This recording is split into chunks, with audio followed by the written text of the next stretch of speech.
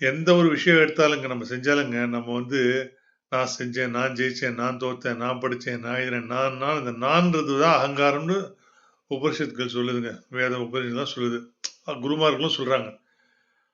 ஏன்னா, இந்த நான் தான் நம்மள வந்து பந்தத்துல கட்டி போடுது 1. 2வது இப்ப இருக்கிற ரியல் லைஃப்ல கம்பேர் பண்ணி பார்க்கும்போது, இந்த கண்ட்ரோலிங் தாட் தான் நம்மள வந்து ஸ்ட்ரெஸ் எல்லாம் கொண்டு விடுது.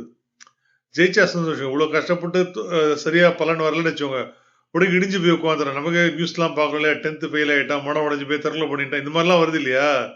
இதுக்கெல்லாம் காரணம் நான் செஞ்சேன், நான்ற அகங்காரம் தான். இது வந்து எந்த காரியத்தையும் செய், அர்ப்பணிப்போட செய், நிறைய சம்பாதி, குடும்பத்தை காப்பாத்து, சமூகத்துக்கு சேவை செய், எதை வேணா செய்.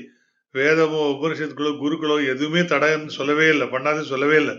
ஆனா, நான் செஞ்சேன்ற அந்த ஒரு அகங்காரத்தை மட்டும் விட்டுட்டு எல்லாமே ஈஸ்வரார்ப்பணமா நீ பண்ணு அப்படின்றாங்க. அப்படி பண்ணும்போது பகவானே உன்னை நம்பி நான் காரியம் பண்றேன். எது பலன் இருந்தாலும் அது உனக்கே சேர்த்தி அப்படின்ற மாதிரி பண்ணும்போது ஜெயிக்கிறோமோ தோக்குறோமோ ஒரு மனசு வந்து சம பக்குவத்தில் இருக்கும். நம்மளால சரியான ஒரு கைண்ட் ஆஃப் தாட்ஸை வந்து எடுத்துக்க முடியும். ஓகே. அப்போ இன்னும் சீராக வாழ முடியும். இதுக்கு தான் வந்து பெரியவங்க சொல்றாங்க, எதை செஞ்சாலும் ஈஸ்வரனுக்கு அர்ப்பணம் பண்ணு. நான் செஞ்சேன்னு சொல்லிக்காத. நீ எதுவுமே செய்யல. எல்லாமே கடவுள் சித்தம். நம்ம ராத்திரி தூங்கினா காத்தால எழுந்துக்கிறதே ஈஸ்வரனுடைய பெருங்கருணை. எல்லாம் பெரியவங்க சொல்றது இதனால தான். இதுதான் ஈசாவாசிய உபனிஷத்தோட 2வது ஸ்லோகத்தோட உட்கருத்து ஆல்சோ. கண்ட்ரோல் ஃப்ரீக்கா இருந்தீங்கன்னா ஸ்ட்ரெஸ் வரும். ஸ்ட்ரெஸ் வந்ததுன்னா ஜெயிச்சா சந்தோஷம், தோத்தா ஸ்ட்ரெஸ் வில் கில். ரியல் லைஃப்ல நம்ம நிறைய ஸ்ட்ரெஸ் ரிலேட்டட் டிசீஸ்லாம் பார்க்குறோம்.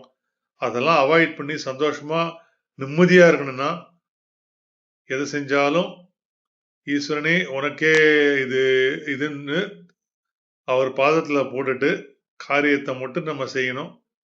பலன் கொடுக்கறது ஈஸ்வரன் கிட்ட விட்டுடணும். சரியா? நாளைக்கு இன்னொரு வீடியோல பார்க்கலாம். இந்த வீடியோ பிடிச்சிருந்தா லைக் பண்ணுங்க, கமெண்ட் பண்ணுங்க, ஷேர் பண்ணுங்க. நன்றி.